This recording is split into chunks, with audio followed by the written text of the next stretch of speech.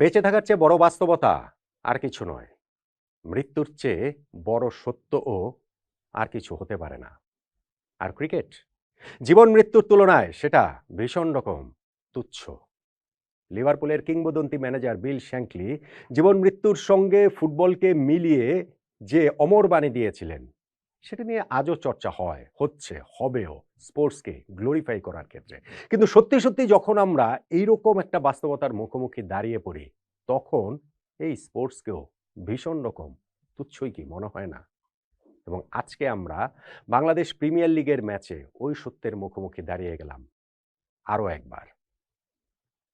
Rajshahi Warriors এবং ঢাকা ক্যাপিটালসের যে match Sylhet আন্তর্জাতিক স্টেডিয়ামে হচ্ছে, ম্যাচ শুরু হওয়ার আধা ঘন্টা আগেও দলের সঙ্গে যিনি ছিলেন, হঠাৎ করে ঢাকা ক্যাপিটালসের সেই সহকারী কোচ মাহবুব জাকির অসুস্থ হয়ে পড়লেন। মাঠেই তিনি হার্ট অ্যাটাক করলেন এবং হাসপাতালে নিয়ে যাওয়ার পর জানা গেল তিনি আর আমাদের মাঝে নেই। মৃত্যু তাকে এই নশ্বর পৃথিবী থেকে নিয়ে গিয়েছে। মাহবুব জাকি বাংলাদেশ ক্রিকেটের এক অবিচ্ছেদ্য নাম। সেটা আমাদের অনূর্ধ্ব-19 বিশ্বকাপ জয়ী দলের অংশ তিনি ছিলেন সেই কারণেও, তাসকিন আহমেদের বোলিং অ্যাকশন শুধরানোতে খুব গুরুত্বপূর্ণ রোল প্লে করেছেন সেই কারণেও, এবং আমাদের পেস বোলাররা সবসময় সব কাজে নিজেদের ভুল ত্রুটি শোধরানোর জন্য, নিজেদেরকে আরো শানিত করার জন্য যে তার কাছে ছুটে যেতেন সে কারণে। সেই মাহবুব যাকে আজকে মাঠের মানুষ মাঠ থেকেই তিনি এই পৃথিবী থেকে বিদায় নিয়ে এক অনন্ত যাত্রায় শামিল হলেন। মাহবুব জাকির প্রতি আমাদের গভীর শ্রদ্ধা, সমবেদনা। বাংলাদেশ ক্রিকেট তাকে মনে রাখবে। মাঠের ক্রিকেটে ফিরি। যেইখানটাতে ঢাকা ক্যাপিটালস ৫ উইকেটে জিতেছে রাজশাহী ওয়ারিয়র্সের বিপক্ষে। আগের দিন বিপিএলটা শুরু করেছিল রাজশাহী ওয়ারিয়র্স জয়ের মাধ্যমে ১৯০ রান তাড়া করে সিলেটের বিপক্ষে জিতেছিল। অথচ এই ম্যাচটাতে তারা ঢাকা ক্যাপিটালসের কাছে হেরে গেল ৫ উইকেটে। টুর্নামেন্টে নিজেদের প্রথম ম্যাচ আজকে ঢাকার, এবং জয় দিয়েই তারা টুর্নামেন্টটা শুরু করল। একটু সারপ্রাইজিংলি লো স্কোরিং ম্যাচ হয়েছে, এবং সেই লো স্কোরিং ম্যাচটা ফাইনালি গিয়ে লো স্কোরিং থ্রিলারের দিকে চলে যাচ্ছিল। সেটা হয়নি সাব্বির রহমানের ঝোড়ো ব্যাটিংয়ের কারণে। যখন তিনি ক্রিজে গিয়েছিলেন তখন হঠাৎ করে ম্যাচটা ঢাকা ক্যাপিটালসের জন্য কঠিন হয়ে উঠেছিল বলে মনে হচ্ছিল। ২৫ বলে ৩৫ রান প্রয়োজন। সাব্বির রহমান গিয়ে সেইখানটাতে ছক্কা মারলেন এবং শেষে গিয়েও তিনি ছক্কাতেই ম্যাচ শেষ করলেন। ৭ বল বাকি থাকতেই ৫ উইকেটে ঢাকা ক্যাপিটালস ম্যাচ জিতে গেল। ১০ বলে অপরাজিত ২১ রানের একটা সাব্বির রহমান শুরু, পুরনো সাব্বিরের মতো একটা ইনিংস তিনি খেললেন ঢাকার জয়ে। সেটাই ভীষণ রকমের গুরুত্বপূর্ণ। টার্নিং পয়েন্ট হিসাবে সাব্বির রহমানের এই ব্যাটিং, সাব্বির রহমানের ২ ছক্কা, সেইটার কথা তো আমরা বলতে পারি, খুব সহজেই বলতে পারি, নয় কি? দেখুন, রাজশাহী ওয়ারিয়র্স যখন ১৩২ রান করেছে তখন সেই রান তাড়া করে জেতাটা ঢাকার জন্য খুব একটা কঠিন হবে না, বোঝাই যাচ্ছিল। যদিও তারা শুরুতেই সাইফ হাসানের উইকেট হারিয়েছে, তানজিম হাসান সাকিব তাকে আউট করেছেন এবং উসমান খানের উইকেটটাও পাওয়ার প্লের মধ্যে তারা হারায়। স্টিল তারা খুবই কমফোর্টেবল জায়গাতে ছিল। ক্যাপ্টেন মোহাম্মদ মিঠুন যখন ওই বাউন্ডারিতে ক্যাচ দিয়ে আউট হলেন তখনও মনে হয়নি যে ঢাকার জন্য ম্যাচটা একটু জটিল হয়ে যেতে পারে। কেননা আপনি যদি ১৩ ওভার পরের হিসাবও ধরেন, তাদের তখন ৭ ওভার অর্থাৎ ৪২ বলে ৫১ রান প্রয়োজন। হাতে আছে ৭ উইকেট। এই ম্যাচটা আসলে কঠিন হয় কিভাবে? তবে কঠিন হয়ে যেতে বসেছিল মোহাম্মদ নওয়াজের ২ টা উইকেটের কারণে।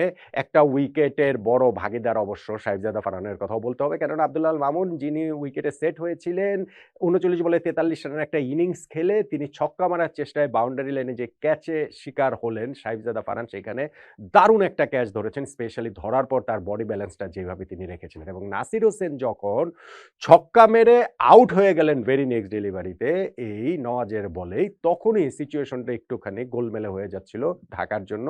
যেটা বললাম ২৫ বলে ৩৫ রান প্রয়োজন, এবং তখনই সাব্বির রহমান ক্রিজে আসলেন। এসেই তিনি হচ্ছে গিয়ে ওই যে ছক্কাটা মারলেন, ওই ওভারটাতে শামীম পাটোয়ারি একটা ৪ মারল। ৪ ওভারে ৩৫ রান থেকে ৩ ওভারে মাত্র ২০ রানের প্রয়োজনীয়তা, ফলে তাদের আর ম্যাচ জিততে কোনো সমস্যা হয়নি। সাব্বির তিনি ছক্কাতে ম্যাচ শেষ করেছেন। ১০ বলে অপরাজিত ২১ রানের ইনিংসে ৭ বল বাকি থাকতে ৫ উইকেটে ঢাকা ক্যাপিটালস ম্যাচটা জিতে গিয়েছে। ফলে আপনি ঢাকার ইনিংসটা যদি দেখেন তাহলে সাব্বিরের ক্যামিও, তার ওই নক, তার ওই স্পেশালি প্রথম ছক্কাটা, এটাকে আপনি টার্নিং পয়েন্ট বলতেই পারেন। কিন্তু আমার কাছে মনে হয় রাজশাহী ওয়ারিয়র্স ম্যাচ আসলে হেরে গিয়েছিল তাদের ব্যাটিং ইনিংসে। মাত্র ১৩২ রান করে জেতা যায় না। উইকেটটা আগের দিনের মতো ওরকম মানে ফ্রেশ উইকেট না থাকার কারণে ওরকম অত সহজ হয়তোবা রানের জন্য ছিল না। কিন্তু অত ট্রিকিও ছিল না। এটা ১৩২ রানের উইকেট না। এবং রাজশাহী ওয়ারিয়র্স শুরু থেকেই তাদের ইনিংসে ঢুকেছে। স্পেশালি ভেরি ফার্স্ট ডেলিভারিতে তারা উইকেট হারিয়েছে এবং সেইখান থেকে যে উইকেটটা তারা হারিয়েছে ওই সাহেবজাদা ফারহানের এবং তার থেকে তারা আর ওই জায়গাটা থেকে রিকভার করতে পারেনি। তাদের ওইখানটাতে নিয়মিত বিরতিতেই উইকেট হারিয়ে গেছে। কিন্তু তারপরেও নাজমুল হোসেন শান্ত যিনি আগের দিন ওরকম একটা ঝলমলে অসাধারণ সেঞ্চুরি করেছিলেন, তিনি এই দিনও খুব ভালো একটা স্টার্ট পেয়ে গিয়েছিলেন। কিন্তু ওই যে মিড 30s এ যাওয়ার পর ইমাদ ওয়াসিমের বলে তিনি যে আসলে ছক্কা মারার চেষ্টা করলেন। ইমাদ ওয়াসিমের আর ২ টা বলই ছিল তারপরে ওই যে ৪ ওভারের ওই ২ টা বল কাটিয়ে দিলে হয়তোবা রাজশাহীর জন্য বা শান্তর জন্য ইনিংস লম্বা করাটা আরো সহজ হতো। রাজশাহীর জন্য স্কোরটা আরো বড় করাটা সম্ভব হতো। ওই জায়গাটাতে একটা গেম সেন্সের অভাব শান্তর ওই ছক্কা মারার চেষ্টাটাতে দেখা গেছে বলে আমার কাছে মনে হয়। মুশফিকুর রহিম ছিলেন ২৩ বলে ২৪ রান করে তিনি রিভার্স সুইপে আউট হয়েছেন। রিভার্স সুইপ করতে গিয়ে মুশফিককে আউট হতে দেখাটা এখন আর খুব একটা আমাদের কাছে অবাক করে না। আবার এই শটটা যে খেলাই যাবে না বিষয়টা তো আর ঐরকমও না। কিন্তু নাসির হোসেনের বলে ওই যে রিভার্স সুইপ করেছেন, প্রপার কানেক্ট করতে পারেননি। সেখানটাতে হচ্ছে গিয়ে কাভার পয়েন্টের ফিল্ডারের কাছে ক্যাচ দিয়ে তিনি আউট হয়ে গেলেন। ফলে রাজশাহীর স্কোরটা আর বড় হলো না। বড় হলো না বলতে মাত্র ১৩২ রানেই তারা আটকে গেল এবং সেইখানটার সেই রান তাড়া করতে নেমে ঢাকা ক্যাপিটালসের কিছুটা জটিলতার মধ্যে তারা আসলে পড়লেও শেষ পর্যন্ত গিয়ে তাদের জন্য ওই জয়টা আর খুব একটা অসুবিধার হয়নি। বিশেষত শেষ দিকে গিয়ে সাব্বির রহমানের ওই ইনিংসের কারণে। Turning point? না, সাব্বিরের ইনিংসটাকে আমি বলব না। কেননা হচ্ছে গিয়ে আপনি যেভাবেই দেখেন না কেন ২৫ বলে ৩৫ রান তারপরেও টি-২০ ফরম্যাটে হাতে ৫ উইকেট রেখে এইটা আসলে সহজেই হয়ে যাওয়ার কথা। ব্যাটিং সাইড ১০ বারের মধ্যে ৯ বার ৯.৫ বারই এরকম ম্যাচ আসলে জিতবে। আমার কাছে টার্নিং পয়েন্ট আসলে এই রাজশাহীর ইনিংসটা যে মাত্র ১৩২ এ আটকে গেল এবং সেইখানটাতে স্পেশালি ওই ২ টা উইকেট নাজমুল হোসেন শান্ত এবং মুশফিকুর রহিমের যে ২ টা উইকেট, সেই ২ টা উইকেটেই ২ টা উইকেটের কোনোটাতেই আসলে তাদের কাউকে দায় কম দেয়া যাবে না। শান্ত ওই ২ টা বলই ইমাদ ওয়াসিমের খেলে দিতেই পারতেন এবং মুশফিকুর রহিম শেষ পর্যন্ত উইকেটে থাকার চেষ্টা করতেই পারতেন। সেক্ষেত্রেও হয়তোবা স্কোরটা 150, 160 হতে পারত। 160 হলে যে ম্যাচটা জমে যেতে পারত, সেইটা তো আমরা পরের ইনিংসটাতে সেকেন্ড হাফটাতে দেখতেই পেয়েছি। ফলে আমার কাছে টার্নিং পয়েন্ট রাজশাহীর বিপক্ষে ঢাকা ক্যাপিটালসের ৫ উইকেটের জয়ে মুশফিকুর রহিম এবং নাজমুল হোসেন শান্ত তাদের ওই ২ টা আউটই। কি বলবেন